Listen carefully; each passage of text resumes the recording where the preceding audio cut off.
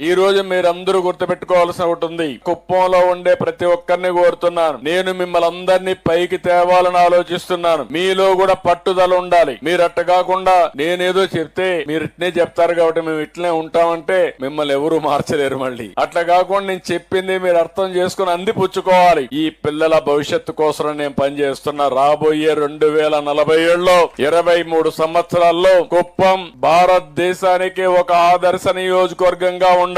ఎవరన్నా చదువుకోవాలంటే బెంగళూరు పోవడం కాదు, కుప్పానికి రావాలి. అలాంటి ఇన్స్టిట్యూషన్స్ ఇక్కడ తీసుకొస్తాం. ఒక మెడికల్ కావచ్చు, ఒక ఇంజనీరింగ్ కావచ్చు, ఒక టెక్నాలజీ కావచ్చు, అలాంటివన్నీ తీసుకొస్తాం. ఇదే కాకుండా మోస్ట్ లివబుల్ ప్లేస్ గా తయారు చేస్తాం. కుప్పానికి వస్తే ఆరోగ్యం పెరగాలి. ఎవరైనా కుప్పానికి వచ్చి ఇక్కడ ఉంటే మామూలుగా బెంగళూరులో ఉంటే కంటే ఒక 20-30 సంవత్సరాలు ఎక్కువ బతికే పరిస్థితి వస్తే ఎత్తుక్కుంటూ కుప్పానికి వచ్చే పరిస్థితి వస్తారు. అలాంటి ఆరోగ్యకరమైనటువంటి మోస్ట్ లివబుల్ ప్లేస్ గా తయారు చేస్తాం. ఇవన్నీ తయారు చేయాలంటే మీ అందరి సహకారం కూడా అవసరం. నేను అందుకని ఇవన్నీ కూడా కుప్పాన్ని ఒక టూరిజం హబ్ గా తయారు చేస్తాం. బెంగళూరు నుంచి శని ఆదివారాలు అయితే నేరుగా ఇక్కడికి వస్తారు. మన ఆడపిల్లలకు కూడా ఏదైతే కూచిపూడి డాన్సులు ఇవన్నీ బాగా నేర్చుకుని ఇప్పుడు అడుగుతున్నారు, మాకు ఒక మంచి స్టేడియం ఉండాలి, ఓపెన్ ఎయిర్ స్టేడియం ఉండాలి, మా పర్ఫార్మెన్స్ బాగుండాలి అని కోరుకుంటున్నారు. మొట్టమొదటిసారిగా పిల్లలను చూస్తున్నా ఒక 40 మంది స్టూడెంట్స్ కూచిపూడి డాన్స్ నేర్చుకునే పరిస్థితికి వచ్చారు. మన సాంప్రదాయాన్ని కాపాడుతున్నారు. ఒక దగ్గరనే 40 మంది ఉన్నారు, మొత్తం 500 మంది ఉన్నారు. నేను అందుకని విజయవాడ ఎయిర్పోర్ట్ లో కూడా కూచిపూడి డాన్స్ రిఫ్లెక్ట్ అయ్యే విధంగా ఎయిర్పోర్ట్ కడుతున్నాను. అంటే మన సంస్కృతి సాంప్రదాయం కూచిపూడి, మన వారసత్వం కూచిపూడి. అందుకే దీనికి కూడా ఎయిర్పోర్ట్ కూడా ఆ కూచిపూడి రిజెంబ్లెన్స్ పెట్టి ఒక ఎయిర్పోర్ట్ కూడా కడుతున్నాం. కాబట్టి మన వారసత్వం, కాబట్టి ఆ వారసత్వాన్ని ముందుకు తీసుకుపోయే ఈ పిల్లల్ని మనస్ఫూర్తిగా అభినందిస్తూ గట్టిగా చప్పట్లు కొట్టి ఆ పిల్లలందరినీ అభినందించాలి. దీని వల్ల 2 లాభాలున్నాయి. మన వారసత్వాన్ని మనం కాపాడుకుంటాం. రెండో విషయంలో చూస్తే దీని వల్ల మన పిల్లల ఆరోగ్యం కూడా బాగుపడుతుంది. ఇది మన గొప్ప సంస్కృతి సాంప్రదాయం. ఇవన్నీ కూడా చేసుకుంటూ మనం ముందుకు పోతాం. ఎట్టి పరిస్థితుల్లో మిస్ అవ్వకూడదని ఈరోజు ఉండిపోయి ఈ ఫెస్ట్కి వచ్చా. ఈ ఫెస్ట్ అనేది 2018లో ఆనాటి ముఖ్యమంత్రి చంద్రబాబు నాయుడు గారి ఆలోచన. పిల్లలకి అద్భుతమైన అవకాశాలు కల్పించాలి. వాళ్ళు చేస్తున్న అనేక ప్రాజెక్ట్స్ ఇతర కాలేజీలు కానివ్వండి, లేదంటే పిల్లలకు కానివ్వండి చూపించాలి అన్న ఆలోచనతో ఇది ఏర్పాటు చేశారు. ఇది ఇక్కడితో ఆగకూడదు. నేను చూశాను ఈరోజు ఐడియాస్ చాలా అద్భుతంగా ఉన్నాయి. ఇక్కడ సార్ మీ హ్యాండ్ రైటింగ్ నాకు అర్థం అలా. ఈశ్వరు లక్ష్మీ సార్ అండి, గణేష్ గారు హ్యాండ్ రైటింగ్ నాకు అర్థం అలా. ఈరోజు ఇక్కడ ఒక autonomous fire detection and extinguishing system చూసా. ఈశ్వర్ లక్ష్మీ శరణ్య తయారు చేసింది.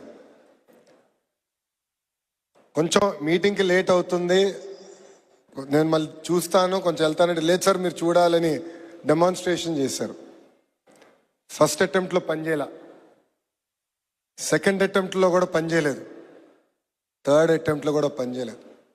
పాపం ఈశ్వర్ అయితే చాలా బాధపడ్డాడు. నాతో ఫోటో దిగుతూ కూడా ఫెయిల్ అయ్యాను, చేయలేకపోయానని. మళ్ళీ నెల్లి సార్ మీరు ఇంకొక స్టాల్కి వెళ్ళి రండి, ఈ లోపల దీన్ని సెట్ చేస్తానని చెప్పాడు. సెట్ చేశాడు, డెమాన్స్ట్రేషన్ చేశాడు.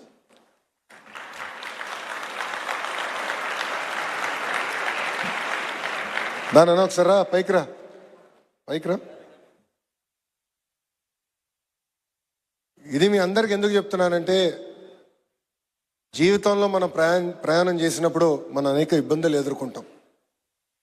మనం అనుకుంది సాధ్యం కాదు. ఎదురు దెబ్బలు రావచ్చు, ఎదురు గాలి ఉండొచ్చు. పరిగెత్తేటప్పుడు తప్పనిసరిగా మనం అందరం పడతాం. పడిన వెంటనే ఎంత తొందరగా లేస్తాం అనేది చాలా చాలా ముఖ్యం మన జీవితంలో. సో ఈశ్వర్ ఈరోజు సరేనే నాకు ఈరోజు చూపించారు, ఎస్ దీన్ని సాధిస్తాం, ఇబ్బంది ఉంది పర్వాలేదు, మీరు ఒక్క స్టాల్ ముందరికెళ్ళి రాండి అని చెప్పారు. నిజంగానే వాళ్ళు నేను అభినందిస్తున్నాను. థ్యాంక్ యూ అమ్మా. కూర్చోండి.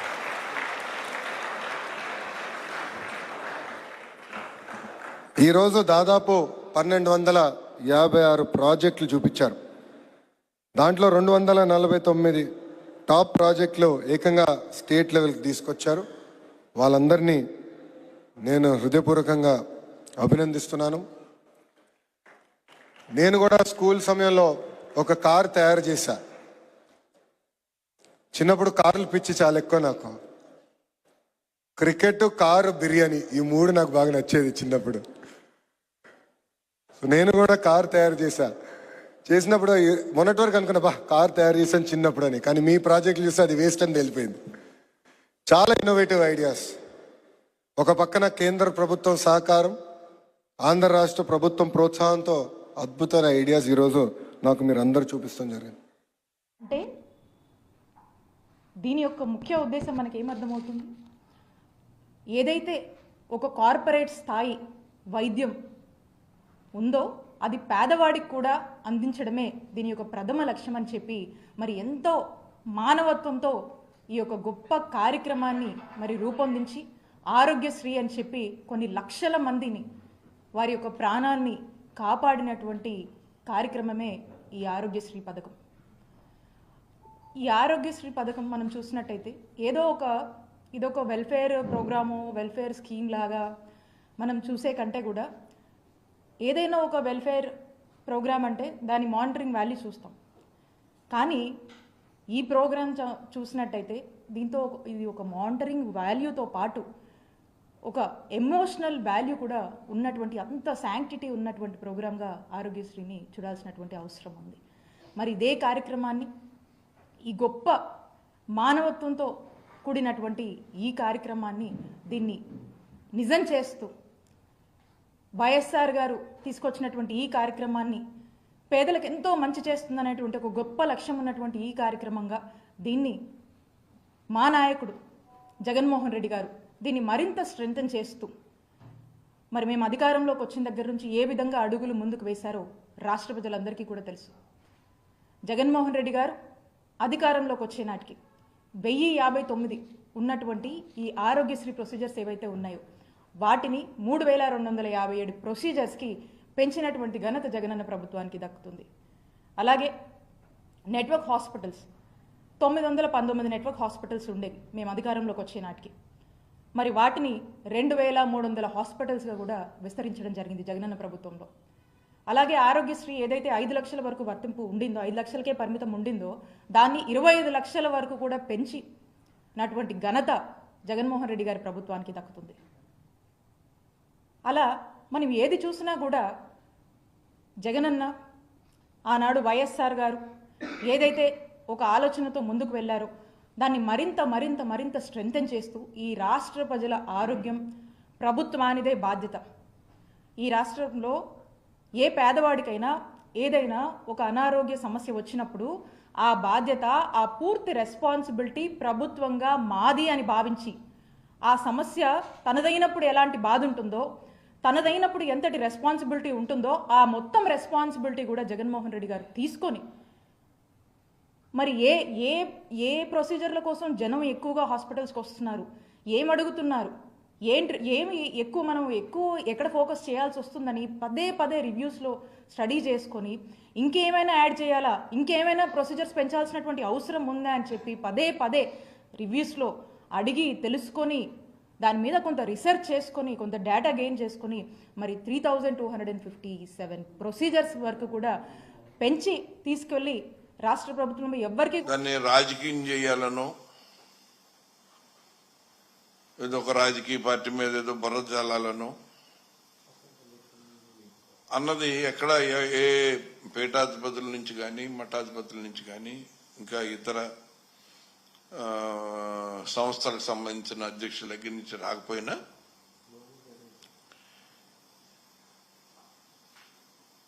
ఏదైతే రాష్ట్ర బీజేపీ అధ్యక్షురాలు శ్రీమతి పురంధేశ్వరి గారు, అంటే చంద్రబాబు నాయుడు గారి వదిన గారు, గత 5 సంవత్సరాల మా ప్రభుత్వం మీద వారు కొన్ని విమర్శలు చేయడం జరిగింది. ఆవిడికి గడిచిన 5 సంవత్సరాల్లో హైందవ ధర్మం మీద విపరీతమైన దాడి జరిగినట్టు,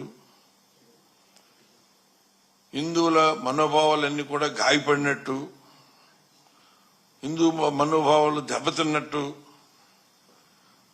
ఆవిడ భావించి కొన్ని ఆరోపణలు చేయటం జరిగింది. అంటే ఆవిడ ఎక్కడుంటే అక్కడ ఉన్న పరిస్థితిని బట్టి, అక్కడ ఉన్న పార్టీని బట్టి మాట్లాడడం అన్నది ఆవిడకి అలవాటు. ఆవిడ 10 సంవత్సరాలు కాంగ్రెస్ పార్టీలో ఉండి మంత్రిగా ఉన్నప్పుడు కూడా ఒక సెక్యులరిస్ట్గా మాట్లాడుతూనే వారి మరిది గారు చంద్రబాబు నాయుడు గారిని ఆవిడ ఆయన ప్రయోజనాలు కాపాడడానికి ఏ రకంగా ప్రయత్నం చేశారో, అలాగే ఆవిడ కాంగ్రెస్ పార్టీ అధికారం కోల్పోగానే బీజేపీ పార్టీలో చేరి సడన్ గా ఒక హిందూవాదిలాగా ఆవిడ మారిపోయి మళ్ళీ బీజేపీలో చంద్రబాబు నాయుడు గారి ప్రయోజనాల్ని ఏ రకంగా కాపాడాలనే ప్రయత్నం చేస్తారన్నది ఆవిడ మాట్లాడిన మాటల్లోనే అర్థమవుతోంది. గత 5 సంవత్సరాల ప్రభుత్వంలో మాట్లాడడానికి ఆవిడకి ఏ రకమైన ఆధారం ఉన్నా లేకపోయినా, అంతకు ముందు 5 సంవత్సరాలు 2014 నుంచి 2019 వరకు చంద్రబాబు నాయుడు గారు ఈ రాష్ట్రానికి ముఖ్యమంత్రిగా ఉన్నారు. ఆయన హయాంలో గోదావరి పుష్కరాలు జరిగితే ఆయన ప్రచార ఆర్భాటం కోసం 29 మంది హిందువులు చనిపోయారు. ఆ విషయం ఆవిడికి ఎక్కడ గుర్తుకు వచ్చిన సందర్భం లేదు. ఆయన ముఖ్యమంత్రిగా ఉన్న సమయంలోనే బీజేపీకి సంబంధించిన దేవాదాయ ధర్మాదాయ శాఖ మార్చిలు బీజేపీ మంత్రి ఉన్నప్పటికీ కూడా కృష్ణా పుష్కరాల పేరు మీద విజయవాడ నడిబొడ్డులో చెప్తే ఇమీడియట్గా ఇది ఈవెంట్ ఇక్కడ ఆర్గనైజ్ చేశారు. ఫస్ట్ టైం, నాకు తెలిసి ఫస్ట్ టైం నిజామాబాద్లో ఫుల్ ప్లేడ్జ్ ఒక సినిమా ఈవెంట్ జరగడం. దానికి Sudhakar and police department and collector గారికి అందరికీ ఇంత తక్కువ టైంలో మాకు ఇవన్నీ ఇలా చేసి పెట్టినందుకు మీ అందరికీ పేరు పేరున ధన్యవాదాలు. నిజామాబాద్ అంటే ఎప్పుడో చిన్నప్పటికీ వెళ్ళిపోవాలి. ఇక్కడ పిక్చర్ ప్యాలెస్లో, విజయ్ థియేటర్లో, లలితామహల్లో, రాజారాజేంద్ర థియేటర్లో, నటరాజ్ థియేటర్లో రూపాయి చారణ టికెట్లో సైకిల్ మీద వెళ్ళి నేను శిరీష్ సినిమాలు చూసేవాళ్ళం 1980s. అలా సినిమాల మీద ఇష్టం పెరిగి సినిమా ఫీల్డ్లోకి వస్తామని కూడా మాకు తెలియదు, కానీ ఆ ఇష్టం ప్రతి సినిమాలు చూడాలని. ఇక్కడ నాగేశ్వరరావు ఉన్నారు, పిక్చర్ ప్యాలెస్లో మాకు రూపాయి చారణ టికెట్ ఇచ్చి కూర్చోబెట్టేవాడు. తర్వాత లలితామాల్ థియేటర్లో రూపాయిన్నర టికెట్ వెనకాల లైన్ ఉండేది. అప్పుడు మా దగ్గర 5 రూపాయలు తీసుకొని వస్తే సినిమా చూసిపోవాలి ఇద్దరం. మధ్య ఇంటర్వెల్లో 50 పైసలు పెట్టి పాప్కార్న్ కొనుక్కోవాలి 5 రూపీస్లో. చాలా సినిమాలు చూస్తూ ఎదుగుతూ ఈరోజు అదే నిజామాబాద్లో మా 58వ సినిమా ఈవెంట్ చేయడం అనేది చాలా గర్వంగా ఉంది. దానికి చాలామంది దర్శకులు, చాలామంది హీరోలు, సో హోల్ ఎంతో సపోర్ట్ చేస్తే మేము ఈరోజు ఈ పొజిషన్లో ఉన్నాము. సో ఈరోజు ఈ సంక్రాంతికి వస్తున్నాం. ముందు దర్శకుడు అనిల్ రావిపూడి గురించే మాట్లాడాలి. అనిల్ రావిపూడి ఒకసారి మా సినిమాకి వంశీ పైడిపల్లి దగ్గర రైటర్గా వచ్చి వెళ్ళాడు ఒక సినిమాకి. తర్వాత పటాసన్ సినిమా తీసినప్పుడు ఆ సినిమా డబుల్ పాజిటివ్ నాకు చూపించడానికి ఎన్టీఆర్ ఆర్ట్స్ హరి సినిమా చూపించాడు. సినిమా నచ్చి ఆ సినిమా మొత్తం ఆంధ్రప్రదేశ్ తెలంగాణ రైట్స్ తీసుకున్నాం. అప్పుడు మా పరిచయం ఏర్పడింది. ఆ పరిచయం కాస్త ఇప్పుడు 8 సినిమాల్లో 6 సినిమాలు ఈ బ్యానర్లోనే చేసి ఈ బ్యానర్కి ఈరోజు ఒక పిల్లర్ డైరెక్టర్ లాగా నిలబడ్డాడు. అంటే ఒక ఎమోషనల్గా ఒక సినిమాకి మేము ఎలా ఆలోచిస్తామనేది ఆలోచిస్తూ అనిల్ మాతో ఒక జర్నీ పెడుతూ ఒక మామూలు కుటుంబంలో నుంచి, వాళ్ళ ఫాదర్ ఇక్కడ ఉన్నారు, రండి సార్, వీళ్ళ నాన్న ఆర్టీసీ డ్రైవర్. అంటే ఇవన్నీ నా గురించి కానీ, ఇందాక శిరీష్ గురించి కానీ, అనిల్ గురించి కానీ ఎందుకు చెప్తున్నామంటే, ఒక మామూలు స్థాయి నుంచి మేము ఈరోజు ఈ స్థాయికి వచ్చాం సినిమా వల్ల.